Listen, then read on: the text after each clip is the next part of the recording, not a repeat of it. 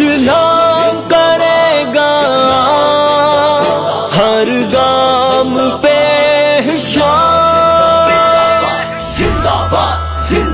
میرے ہاتھ میں قلم ہے، میرے ذہن میں اجالا، مجھے کیا مٹا سکے گا کوئی ظلمتوں کا بالا۔ کار علامہ احسان الہی موحد نہ ڈر اہل حق کے سپاہی۔ آپ یہ سمجھتے ہو تمہاری گیدڑ تھپکیوں سے ہم ڈر جائیں گے؟ اس شہید باپ کے بیٹے ہیں جس نے کہا تھا اللہ کی قسم تم یہ سمجھتے ہو اس طرح کی بکواس بازی سے تحریک دفاع صحابہ ختم ہو جائے گی، تحریک حرمت رسول ختم ہو جائے گی، تحریک ختم نبوت ختم ہو جائے گی؟ ہرگز نہیں میرے بھائیو، تم میرا ساتھ دو گے تب بھی، اگر ساتھ نہ دو گے تب بھی اللہ کی قسم میں اکیلا لڑوں گا، اس وقت تک لڑوں گا جب تک پاکستان کی فضاؤں میں ختم نبوت اور دفاع صحابہ کی بقائے باہمی کے نعرے کو لگا نہیں دیا جاتا۔ کہ زندہ ہے جب تک وکیل صحابہ، کہ زندہ ہے جب تک وکیل صحابہ، وکالت کریں گے سروں کو کٹا کے۔ گزشتہ ہفتے پاکستان کے اندر، ملک کے طول و عرض کے اندر ایک فرقہ وارانہ سازش کے بیج کو بوتے ہوئے خود اپنی آنکھوں سے ملاحظہ کیا۔ حیران کن بات یہ ہے کہ یہ ساری فرقہ وارانہ سازش جھوٹ، بہتان، الزام، تہمت کے اوپر گھڑی گئی اور ایک مقدمہ پیش کیا گیا، ایک نامعلوم پلانٹڈ آڈیو کو پیش کیا گیا اور کہا گیا اس بندے کا نام عبد الرحمان ہے، پھر کہا گیا اس بندے کا نام عبد الرحمان سلفی ہے، پھر کہا گیا اس بندے کا نام اذان الہی ہے، اور جب یہ بات اذان الہی تک پہنچی تو کہا گیا یہ اذان الہی علامہ ابتسام الہی ظہیر کا اور علامہ ہشام الہی ظہیر کا بانجا بھی ہے اور شاگرد بھی ہے۔ سب سے پہلی بات، ہم جھوٹوں پہ اللہ کی لعنت بیچتے ہیں۔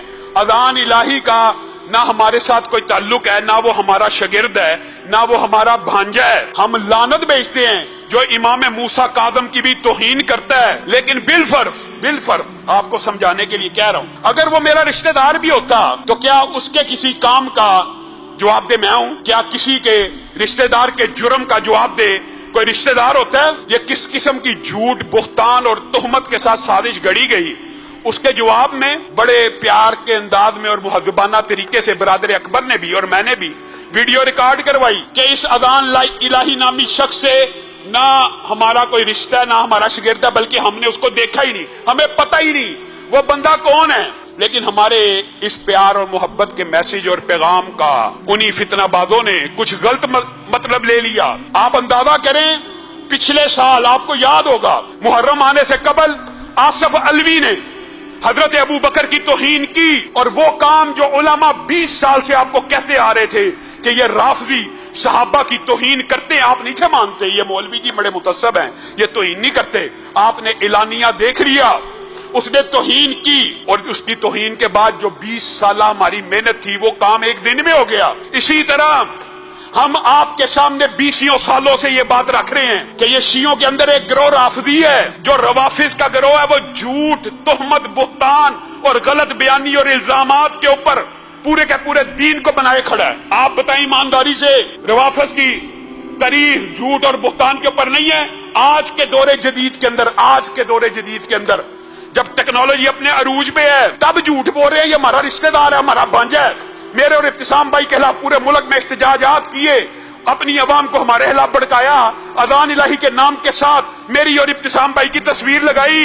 آج کے دور جدید میں یہ ہمارا رشتہ دار ہے، تو حضرت ابو بکر کے اوپر یہ توہین امیز اور گندا الزام انہی رافضیوں نے لگایا کہ حضرت فاطمہ کا باغ کھینچ لیا تھا۔ وہ دور اور تھا۔ آج کے جدید دور کے اندر بھی جھوٹ بولتے ہیں، تو اس دور کے اندر کیا کیا جھوٹ نہیں بولے ہوں گے۔ حضرت عمر نے، دماد علی نے، معاذ اللہ سیدہ فاطمہ کو ٹھڈا مارا تھا، معاذ اللہ، ان کا گھر کا دروازہ گرا دیا تھا۔ آؤ عسا ان تکرہوا شیئا وہو خیر لکم، شاید کوئی بات ہمیں بری لگے لیکن اس میں خیر کا پہلو ہوتا ہے، اور یہ خیر کا پہلو آپ کے سامنے واضح ہو رہا ہے کہ جو آج کے ترقی یافتہ اور جدید دور میں ہمارے اوپر جھوٹے الزامات لگا سکتے ہیں، انہوں نے ابو بکر و عمر کے اوپر کیسے کیسے جھوٹے الزامات نہیں گڑے ہوں گے۔ ساری کہانی جھوٹ کے اوپر، سارا مذہب جھوٹ کے اوپر۔ اور کہاں ہیں وہ شیعہ معتدل علماء؟ کہاں ہیں جواد لکھوی صاحب؟ آپ میں کوئی ایک بندہ نہیں تھا جو کہتا اس طرح کے جھوٹ اور بہتان اور تہمتوں کو بند کرو؟ کوئی ایک بھی نہیں۔ میرے ہاتھ میں قلم ہے، میرے ذہن میں اجالا، مجھے کیا مٹا سکے گا کوئی ظلمتوں کا پالا۔ مجھے فکر امن عالم، مجھے فکر امن عالم، اللہ کی قسم پاکستان میں امن کا صرف دائی ہونے کی وجہ سے اور پاکستان کے اندر اہل سنت علماء کی قربانیوں کی وجہ سے ہم اس وطن کو شام اور لیبیا نہیں بنانا چاہتے۔ مجھے فکر امن عالم، تجھے اپنی ذات کا غم، میں طلوع ہو رہا تو غروب ہونے والا۔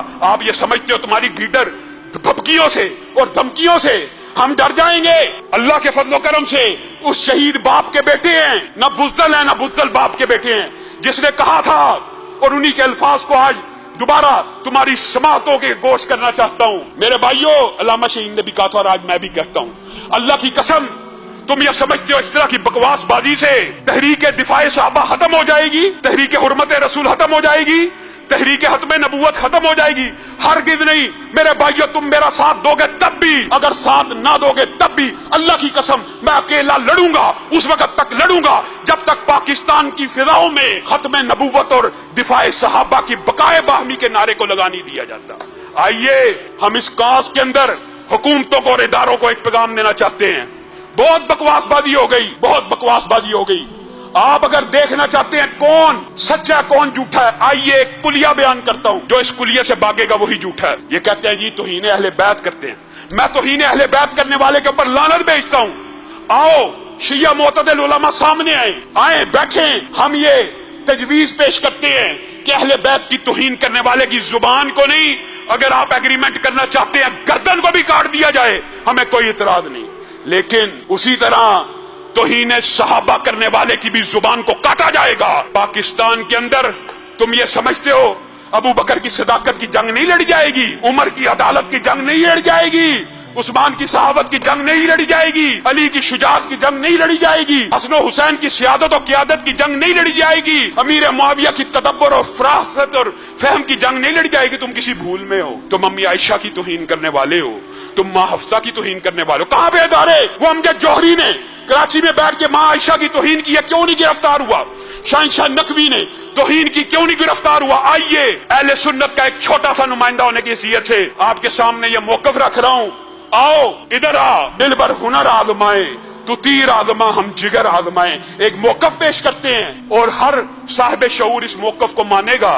پاکستان سے فرقہ واریت ختم کرنی ہے، ایک دن میں ختم ہو جائے گی۔ ایک دن میں کیا قانون بنایا جائے؟ ابو بکر سے لے کے معاویہ تک جو کسی صحابی کی بھی توہین کرے اس کی چاہے زبان کو کاٹ ڈالا جائے، چاہے گردن کو کاٹ ڈالا جائے۔ حضرت علی سے لے کر اہل بیت کی ساری اولاد تک کوئی کسی اہل بیت کی توہین کرے اس کی بھی زبان کو کاٹ ڈالا جائے، اس کی بھی گردن کو کاٹ ڈالا جائے۔ اللہ کی قسم صدق کے دل سے دعویٰ کر رہا ہوں، آؤ اب ہم نے تمہیں بھاگنے نہیں دینا، اور تم بھاگ جاؤ گے، تم اس موقف سے بھی بھاگ جاؤ گے۔